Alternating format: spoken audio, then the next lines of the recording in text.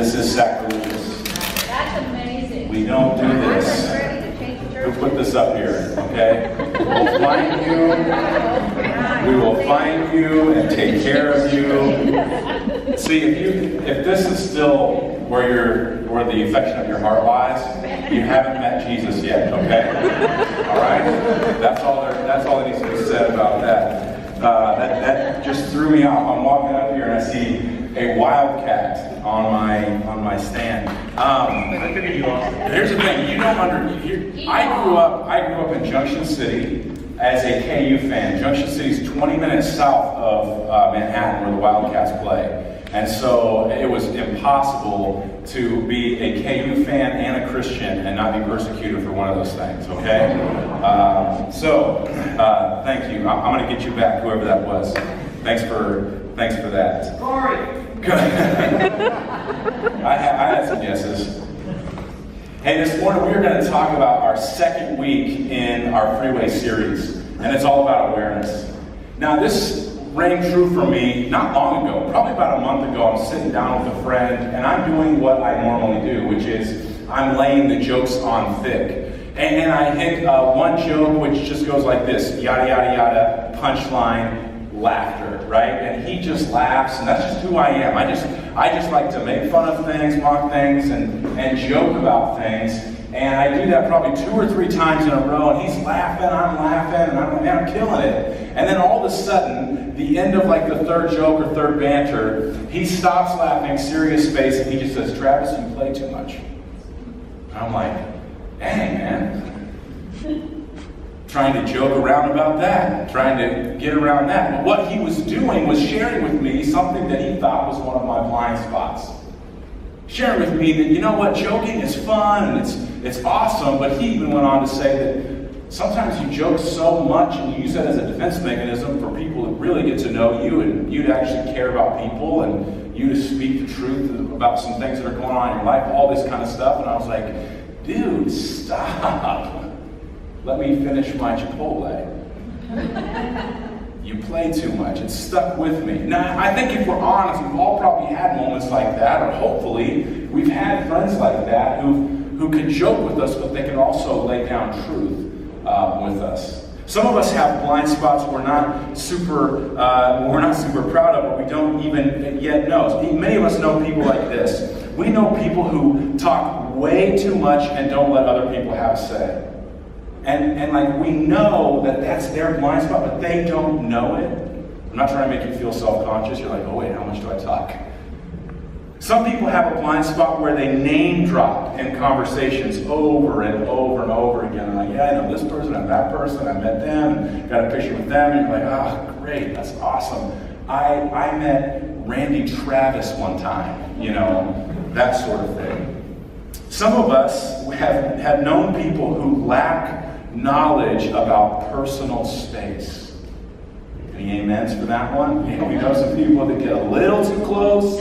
The halitosis is a little too strong. I don't want to know you got coffee breath this morning, and it happens every day. It's like, man, does this person not have any awareness about their own personal space? I had a friend like this 5 or 6 years ago. He actually has since moved to Pennsylvania, but man, like he would be one of these guys where he would get really close and he would start talking, and at the beginning, it was great. We were having a great conversation, but then it was time we had to kind of end our conversation and move on, and I was starting to walk away. Maybe you ever had this, and then the person steps with you, keeps talking, and you step away. You're 15 feet out the door, and they're still in the middle of the conversation. You wonder, how do I communicate that this conversation needs to come to an end because we have to move on, right? There is just a lack of awareness in our lives at times.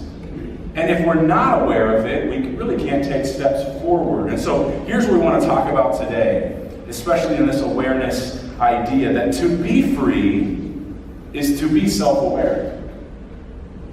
To be free is to be self-aware. We'll explain what we mean by that. But think about last week. We talked about the prodigal son, this incredible story of a son who wanted his inheritance, ran off, partied, spent it all, And before he knows it, he's working at a pig farm, and he's so disgusted with himself and so tired and so hungry, he finally decides, man, I don't want to eat this, I want to go home, but he's worried that his father won't accept him, and so he goes home on this whim that maybe my dad will just take me back as a hired hand, as just an employee on the farm. And so he heads home, but he's doing it slowly. Once he gets home, his father jumps up off the porch as soon as he sees him, runs to him, bear hugs him, puts a robe on him and a ring, and says, we're going to party tonight because my son who was lost is now found. Right? That's an incredible story. We love that. And we love knowing that because many of us find ourselves relating with that prodigal son. But there's a moment in that story that's important for awareness. That's important for self-awareness. When was the point that prodigal son finally said it's time to go home? It wasn't when he was partying. It obviously wasn't when he was asking for his inheritance. It wasn't when he was with his group of friends in the city spending all of his money. It wasn't any of those times. There's a verse in Luke chapter 15, verse 17 that just simply says this about the prodigal son. He came to his senses. He came to his senses. Think about that for you. Is there ever been a point in your life where you came to your senses? Maybe in a relationship, or maybe in a string of things that hit you in life over and over and over again. You repeated the same behavior over and over again, thinking that it would just help you out. But really, at the end of the day, you came to your senses and you went in a different direction. In that moment of the story, the prodigal son became self-aware. I think you can feel it in the room. He became self-aware. Here's the things I think he became self-aware of. I think what he came to his senses meant was that he's in the pig field, giving the pigs food and desiring to eat what they're eating, and all of a sudden he comes to his senses and he looks back over the past few decisions of his life and he says, that prostitute that I slept with, what was I thinking in that situation? Those people that started coming around, why did I think that they were like my friends? Like, why would I think that they were just going to be with me through thick and thin? Like, they were there when the money was high, they were gone when all left. What was I thinking to ask my father, who worked and worked and worked at building this farm and had money passed on him? What was I thinking to think that I knew how to spend that money better than him? Like, I'm coming to my senses. Why couldn't I have just stayed and worked like the older brother and taken my inheritance at the right time, not at this time? Like, I just think it was an overload of self-awareness for him. And I think that he wasn't blaming his father and saying, Dad, you gave me that money way too early. How could you? That's your fault. I don't think he looked at the older brother and said, man, he had it in for me. And of course he wanted me to go. He put this little rumor in my ear that I should go and ask for it, just go do my own thing. I think he came to his senses, meant he was finally looking at his life. Not the person next to him, not his parents, not his siblings, not a coworker, not a friend. He was just looking at his life. So question, how self-aware are you? How self-aware are you? Don't be scared of this conversation we're going to have. I just ask you this question. How self-aware are you? What might be some blind spots in your life that you're missing? What might be areas in your life that you're just totally missing, that are blind spots to you? Maybe a friend has brought them up, but you've never been able to listen to them. Or maybe you've never sat down with a friend and said, listen, I need you to tell me, what are my blind spots? What am I not seeing? How do I treat people? How do I come across? How do you feel when we're together? What are those blind spots? What are some things that you haven't confronted in your heart or mind because you're too busy? You're too busy doing much of what the prodigal son was doing. It's hard to become self-aware when tons of people are around you, tons of things are around you, and there's always something to do. How self-aware can you really be? Because you're in the rat race, going. Or maybe you know exactly what's been holding you back, but you haven't paid attention to it. There's a man in 2 Chronicles that says the Lord spoke to Manasseh and his people. He spoke to them. He voiced to them. He talked to them, but they paid no attention. Are you ready to pay attention to what God might be sharing specifically with you to become self-aware? If so, take this first point.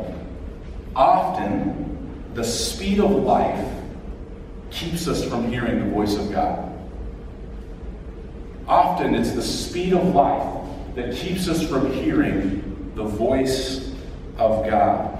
You know, sometimes we want to hear the voice of God, but really what's going on is like we've hopped into our car, we've got the breakfast sandwich, we're drinking our Starbucks while making a phone call on our way to work. And we call that multitasking. Really, we should put that in the category that's kind of sick, right?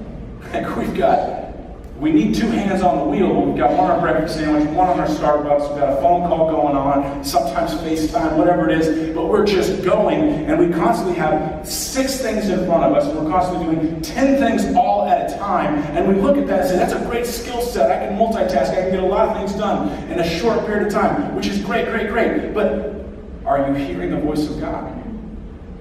Are you paying attention to what God might be telling you today or tomorrow? The hurried life is not always the best life. What has ever happened, what moment that has ever had an enduring quality or reminder for you in life ever happened to you in a hurry? Like, when have you ever had a conversation, deep conversation with a close friend or relative, and it happened in a hurry? Like, hey, Dad, man, I've been wanting to catch up with you. You got 2 minutes, man. I just wanted to tell you how much I love you. And here's just something I've just been kind of working through, wondering about as I was growing up. And he gives it back to you real quick, and you're like, oh, thanks, man. I'm heading into work. I'll talk to you later. When does it ever happen like that, where you have a meaningful conversation, something that touches your heart or your mind, and it happened in a hurry? Probably not very often, if at all. Can you really connect with people in a hurry? Can you really make deep connections when you're in a hurry? Or isn't it just the people that you just constantly pass by, faces that come and go, like billboards on a highway, you're racing by, but you never stop to actually read what's going on and to observe how people are doing around you? One of the greatest enemies to self-awareness in our culture is the word hurry. One of the greatest enemies to self-awareness in our culture is hurry. And I think sometimes Satan almost has this thing with us where he's like, hey, if you're always in a hurry, going to church, meeting with different people, and opening your Bible, that's great, but it's not going to matter in the long run because you're always in a hurry and you're never paying attention to what God is telling you. You don't have enough time. Seems like you want to get closer to God. You want to grow in your connection with Him. That's great, but I know I've got control of your calendar. I've got control of your schedule. And so you can do all the religious things you want to do, but if you won't slow down for 2 minutes to talk to God, I've got you right where I want you. You'll come, you'll attend, but you'll never end up becoming what God desires you to be because you're in such a hurry. Satan's got such control over it. John Ortberg says this. He says, the truth is, as much as we complain about it, and we do, we are drawn to hurry. It's so funny in our culture. You see this all the time. I'm way too busy. My boss has got all these different things for me. All this stuff is going on. I hate it. I want to get out of it. I want to be done. I can't wait to retire. I can't wait to just like log it all in. But he goes on, he says, it makes us feel important. It keeps the adrenaline pumping. It means we don't have to look too closely at the heart or life. It keeps us from feeling our loneliness. And as long as I'm in a hurry, as long as I'm busy, I'm important. And you see, when we get our importance from our schedule, we don't get it from God. We get our importance from our schedule. We have to keep earning and working, and we have to keep getting approval from people, and we have to keep going and going and going and do more and more and more. And with God, he says totally different things, as we'll see in just a minute. But go back to that idea of, man, are you able to slow life down enough to actually hear the voice of God? Oftentimes, the speed of life keeps us from hearing the voice of God. As we go along, just ask yourself, is this me? Do I relate to this? Do I feel this? If so, in what areas, in what ways is this me? And how might I be able to redirect and redo some things in the next week? Number 2 is this. God established the principle of the Sabbath to reveal things about yourself you will never grasp in a hurry.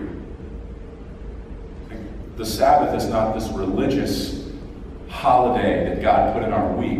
And did you know that? God created your week with a certain rhythm. He did it from the beginning when he created the world. He worked on day 1 all the way through day 6, and then day 7, he set it aside and he rested. Did he need to? No, because God's an all-consuming fire. He doesn't get energy from rest. He's just energy. He's just who he is, right? So when he rests, God rests to set up the rhythm of life we're supposed to have. See, there's this rhythm of life. It goes like this. Engagement, withdrawal. Engagement, withdrawal. Or work, rest. Work for 6 days. And then on that 7th day, actually rest. And when you rest, there's certain things that we do, but here's this principle. It's just like no matter what gets done or doesn't get done in 6 days, on 7, it is for rest. That's the principle of it. And when you rest, here's what you have to do. You have to trust God. And when you rest, you have to talk to God. And more importantly, when you rest, it is important to listen to God. That's the principle of the Sabbath. It's not just there so that you'll just put your hands behind your back, and you'll just kind of let go of control. Those things are good. But ultimately, it's so that you will hear from God. That you'll sit down with God and say, God, here's how this week went. Here's what's coming up this coming week. God, what did I miss this last week? God, did you see this last week? It was awesome. This person that I talked to, and it was really just a cool conversation. Thanks for making that happen. There's a moment of reflection on a Sabbath day. There's a moment of anticipation on a Sabbath day. And there's just moments to rest and be still and be quiet before God.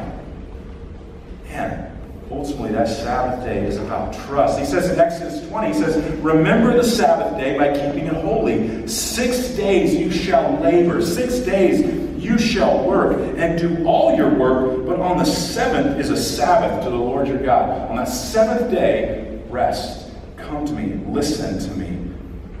It's a reminder on the Sabbath day, because when we're busy in a hurry, here's what happens. We begin to think that we're God and he's not. We begin to play too much commander-in-chief of our own schedule and calendar instead of submitting and surrendering it to him. And the Sabbath day is this principle where we're reminded there is a God and you are not him. Of course you can't get everything done in 6 days. That's not the point.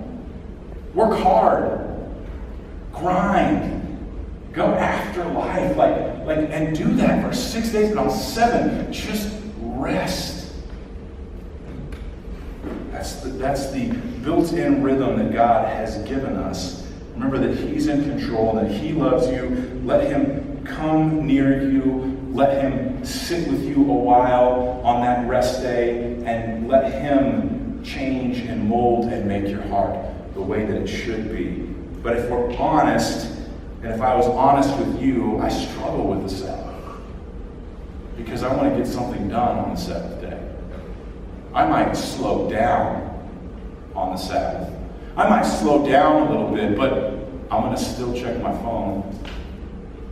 I'm going to still check and reply on emails. I'm going to still plan something that maybe something's coming up. I need to get a few details kind of knocked out. Just someone I need to shoot a message to, or something I forgot to do. Like, oh man, I totally blanked on that this week. I need to let that person know before tomorrow. Like, before you know it, Sabbath is gone. And we tell God, hey, we'll get there. We'll get there. There's a difference at the end of the day between two words we used this morning. There's a difference between busy and hurry. Do you know that? There's a huge difference between busy and hurry. I want to convince you this morning that busy that's kind of our nature, right? Like, we're all busy in here, and busy isn't necessarily bad. It can be if it starts to move into you're always hurried. You're always kind of running a little bit behind or trying to play catch up in life. Like, that's not the desired life God desires for you. And so there's a difference between busy and hurried. Busy is I've got a full schedule. There is a lot going on, but it's not so full that I can't stay in front of it. Like, I'm meeting with different people and I'm working on different things. Like, that's okay. You got busy things going on at work. Busy is okay. Hurried is not. One is I've got a full schedule, but hurried is I'm preoccupied. Or for us, is I'm distracted. That's what hurried is. And sometimes we don't have busy people in culture. Sometimes we just have a ton of hurried people. It's not that they have a ton of things to do, it's that they have a ton of things distracting them. And that distraction is there, and I think that's one of those things where Satan just loves to distract us, and he loves to hurry us, because he doesn't love us to hear from God, because he knows when we do, big things, awesome things, amazing things begin to happen for the kingdom of God. Number two, under busy is many activities. You got many activities that are going on. That's okay. There's always this juggling and balancing act that happens in life. But in many activities, some things we say yes to and some things we say no to in a busy schedule. And no is a complete sentence. No, I can't go to that. All right? No, I'm not going to go to that. Two, underneath hurried is it's unable to be fully present. Where I might have many activities in a busy life, in a hurried life, every activity I go to, I'm never 100% present for. So I go to meet with somebody and have coffee, catch up. I'm looking at them and I'm hearing what they're saying, but I'm not actually listening because I'm wondering who's posting what on social media, and I'm wondering about an email, and I see a phone call come through, and I'm just thinking of the meeting I just left, and so I can't be fully present to take on what's going on in this person's life because I'm hurried. Versus unable to be fully present. Number three, under busy, is that there's outward conditions going on. Like, there's things that are happening outwardly, but in the hurried life, hurried is a condition of the soul. It's an inner turmoil where ultimately there's no room for God. I'm distracted, I'm always on the go, I'm always trying to catch up, and so there's really no room for God in a hurried life. Now, in a busy life, there's room for God because I understand that everything that happens outwardly, like, it's not attached to my identity. It's not who I am. These are just things that I do. But inwardly, I'm connecting with God through all of them. Inwardly, I'm saying, God, I'm busy, but I know that you're with me. And everything that's going on here, you see, and I understand. I can see the bigger picture in a busy life. I can see that there's something happening at the 50,000-foot level with you, God. You are connected with me, but in a hurried life, I can't see you. Because hurried is an inner turmoil. Hurried is constantly stressed, constantly worried, constantly anxious. There's a difference. Number four is busy is physically demanding. And I think that's okay. Like, I think at the end of the day, your body should be tired and you should be able to go to sleep. Because you're looking forward to hitting the hay, right? And when you lay down, you should, like, I have this thing, like Nicole will laugh about this, but when I lay down, sometimes I laugh because I'm like, Nicole, look, my legs aren't moving. You know what I mean? Like my legs feel like they're going all day long. When I hit the bed, I'm just laying there. I'm like, oh my gosh, this is amazing. I can't move my legs. I'm so exhausted. I'm so tired. I think that's the greatest feeling in the world. When you go to bed, you should be tired. God gave you sleep. You need it.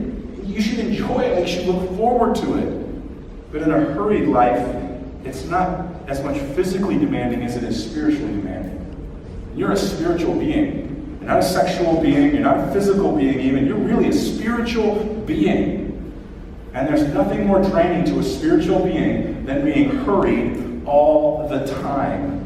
You were made for a deep, intimate, personal connection with God. And if you don't have that, you will always feel spiritually drained. Always. Can I convince you of that? Always you will feel spiritually drained if you are in a hurried life and not just a busy one. Now 5 is this. 5 is understanding in a busy life, I need God. I understand my need for God. I understand my dependence upon Him. I need Him. But underneath a hurried life, it's I'm unavailable to God. How could I ever really be available to God? Because I am so on the go all the time, inwardly, outwardly, everywherely. I'm always needed. Someone needs me, I need me, they need, whatever it is. I'm unavailable to God, but in a busy life, I understand my need for God. Jesus is the greatest example of how to live a busy life, not a hurried one. Check this out. Mark 1:35 through 37 says this: very early in the morning, while it was still dark, which means everyone else was asleep, Jesus gets up, he leaves the house, and went off to a solitary place. Solitary just means he's alone. He's by himself, where he prayed. He's alone. He's withdrawing from the rat race of life. He's getting away. Why? Because he needs a connection with God. He understands that his identity is based on his connection with the Father. So he's getting away to pray. He's put a value system in his life. And part of that value system is he understands, I have to be alone. I have to connect with the Father. I can't start my day without that connection with Him. Churches would be transformed. Like the district church would become this powerful movement in Wichita. Not just if we all said, man, we're just going to serve all the time, we're going to give all the time. But if we would commit to the first thing we do when we wake up is not check our email, check the text, check what's going on, but that we would actually go to our knees and we would be a praying church before everything started. That we would just commit to saying, we understand the greatest need we have when we wake up is to connect with our Father. And to trust from that connection, we'll know who we are and what we're to do that day. We'll commit to busy schedules and going to sleep tired, but we will not be drowned out in hurried schedules where we're struggling with an inner turmoil and unavailability to God and spiritually draining. We'll commit to something different. But here's what happens. Simon and his companions went to look for him. His very followers went looking for him. And when they found him, here's what they said. They exclaimed, "Everyone's looking for you. Where are you? Don't you know? You haven't answered these people. You haven't healed all these people. You haven't talked to all these people. Where have you been? We're trying to find you." They're trying to pull him away from what he felt was needed, what he felt was the life-giving supply for him that day. And actually, the story goes on that Jesus says, "Let's go away." And they go to a different area, a different place. Can I just tell you something right now? There are too many needs in the world for you to meet them all. You can't meet every need in the world. God didn't design you to meet every need in the world. He put His Holy Spirit in you, and He connects you with other believers here so that we can meet as many needs as we possibly can. But can I just be honest? There's going to be some needs you're going to have to say, "I'm sorry, I can't meet that need." I know God is good. I know He's a good Father. I know He's going to take care. I know He'll be with you. If I can, I will. But sometimes you're going to need to withdraw, to be alone with the Father, and you're not going to be able to meet needs. Not every need that there possibly is. And you know what? That doesn't need to be you feeling this guilt like you can't do it, or you're not a good Christian, not a good person. It just needs to be you understanding you're committed to a busy life, not a hurried one. You're going to follow in the footsteps of Christ and the schedule that He modeled, because there might be some spiritual secrets in that schedule that I need in my own life. I think Jesus understood this. that awareness increases as hurry decreases. Your own self-awareness will increase as the hurry in your life decreases. But it works vice versa. When hurry increases in my life, self-awareness, it decreases. Blind spots grow in my life whenever hurry increases. Self-awareness gone. But when I get out of that hurried pace of life, I've got a chance to hear from God about who I am, who He's called me to be, my identity and my purpose. It doesn't work any other way. I wish there was a way I could say, well, you know what? Here's how you do it in a hurried life. I just don't think that exists. I don't think there's an option B on this. I think a hurried life decreases self-awareness. And if we have no self-awareness, then what we're going to do in just a little bit with communion, we're supposed to examine ourselves. Not examine other people, but examine ourselves. How can we examine ourselves if we're constantly hurried, distracted, drawn to something else? If our attention is gazing on anybody else other than Christ to do His work in our hearts, our souls, our minds, our entire lives. If you don't believe me, then just for a second, I just want it to be real quiet. Because where I think God speaks is in the stillness and the quiet. So for just 30 seconds, if you would just, you could close your eyes, you could do whatever you want, you could just stare, but let your heart rate slow down, stop going, start breathing, just be quiet. Just for 15 seconds here.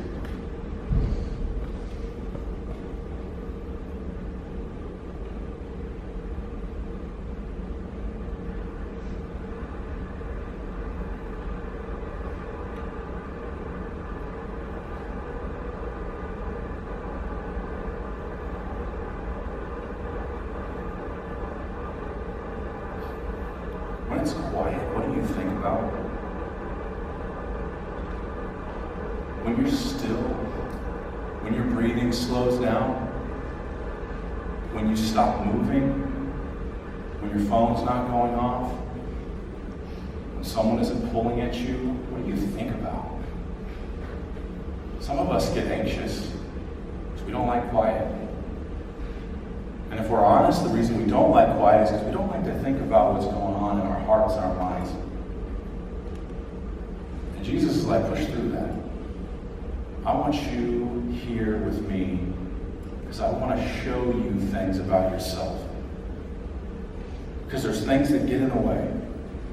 Or there's things that you think are true about yourself and they're not true, and you've got to stop believing the lie. And you can't stop believing the lie if you keep trying to run away from it. If you try to just distract yourself or put another thing in front of you, stop believing it. Start getting quiet. Start being still. What if you started your day like that this week? It doesn't have to be long periods of time. I don't care how long it is, but you just got up and you didn't start going, but you started by just being still. And you said, God, what do you have to tell me today? God, how can I connect with you today? The third point is this, that the way of freedom begins when you stop saying, I'm busy, and you start saying, God, I'm ready. The way to freedom. Okay, first step, awareness step. Talk about it in huddles, groups of people this week. The way to freedom begins when you stop saying, I'm busy. And you start saying, God, I'm ready. I'm ready to live my life differently.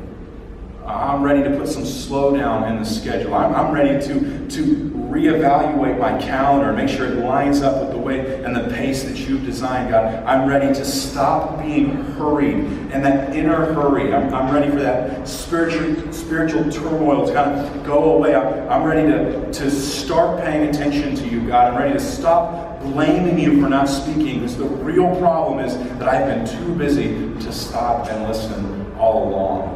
Psalm 139:23 says this powerful verse. It just simply says this: search me, O God, and know my heart. Test me and know my anxious thoughts. That is a prayer that you pray. You can't pray that prayer in a hurry. You can memorize it, and it can be with you when you're in a hurry, but I don't think you can really pray it and mean it if you're in a hurry. To pray that prayer: search me, O God, and know my heart. Test me and know my anxious ways. Here's how we want you to search inside yourself and let God show you your heart, how He would test you and how He would reveal your anxious thoughts. Let me ask you some questions. What am I chasing? What am I running from? Is all this stuff that I keep accumulating really making my life better? Why is my body running so rough? Why can't I sleep at night? Why does my soul feel so empty? Why does my mind keep racing? Why can't I say no? Am I addicted to approval? Why do I overschedule for me or my kids? Please help me see, God, what it's doing to my family. What's fueling this competitive drive in me where I have to be first? What part does procrastination and clutter play in overwhelming me? Why am I such a perfectionist? Why do I work so hard to be accepted when I'm already accepted by you, God? Why do I run so fast to be somebody when I'm already a somebody? Why do I feel distant from you, God? When Jesus says, come to me, why don't I? When you think about your life, do you like who you are becoming?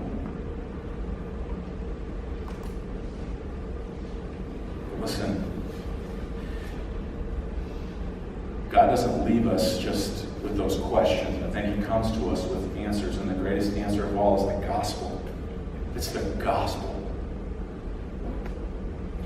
That truly, I'm convinced that if you look deeply into your heart and mind, I think what you find at the root answer of all of those questions is simply the gospel. And the gospel is communicated in so many different ways. This is oversimplification, but I just want you to know who you were yesterday doesn't have to limit who you could be today. Who you were yesterday doesn't have to limit who you could be today. A hurried calendar and a hurried soul and a spiritual drought doesn't have to be the reality for you today, all because the gospel is true, that Jesus died for your sins, and He died so you'd be free, so that you wouldn't have to find approval. You've been given it by God, that you could now live to an audience of one. Like, all of that is so true. And here's what Jesus says. He says, come to me, all who are weary and burdened, and I will give you rest. Come to me, all who are weary and burdened, and I will give you rest. The problem is so few of us go to Him. When we go to Him, we still are distracted. We're still overthinking something. We're still trying to find approval from somebody. Instead of just listening to that invitation of come to me, all who are weary and burdened, and I will give you rest. What if your life started looking more like rest? And the kind of rest that God desires. Where He searches your thoughts. Or he tests your ways. And he gives you a new way. If you would, and we don't do these kinds of things often, just as a way of just kind of spiritually practicing something. If everybody could you just close your eyes and just bow your head? Hannah's she's gonna begin playing here, but this is an important thing for us, I think, to grasp. So if you would, I just want you to, with your eyes closed and your heads bowed, listen, if you're somebody today who is weary, which just means that you're tired, exhausted, you're trying to catch your breath in life, a lot is happening, and you're just like, man, you could tell somebody I'm weary and you could mean it. Like, if that's you, would you raise your hand? Don't have to raise it high, just put your hand in the air. If that's you, you're weary, man, thank you. We see you. We're praying for you. We're with you. I want to tell those people, I just want you to know that thing that Jesus says, he's telling you, come to me, you who are weary, and he'll give you rest. I believe that is 100% true. But another group of people, if you are burdened, which means you've been carrying a heavy weight, or life feels overwhelming, and there's just heaviness on you, would you raise your hand if that defines you right now? Just raise it, just in the air, just a little bit, man. This morning we see you. We're praying for you. We're praying for you because Jesus sees you and he calls to you. And his voice is stronger than anything going on this week. His voice is stronger than the phone. It's stronger than the calendar. It's stronger than anything. He is calling you by name. And he's saying, come to me. Because I know you're weary and burdened. I will give you rest. Maybe you're wearied and burdened by shame because you've heard God's grace has limits. But God would say to you today that he welcomes you home, that he runs to you like the prodigal. Go to him, and he will give rest to your souls. And he'll say, hey, busy over here? I don't mind that. I'm with you in that. And I can be the center of your world in that.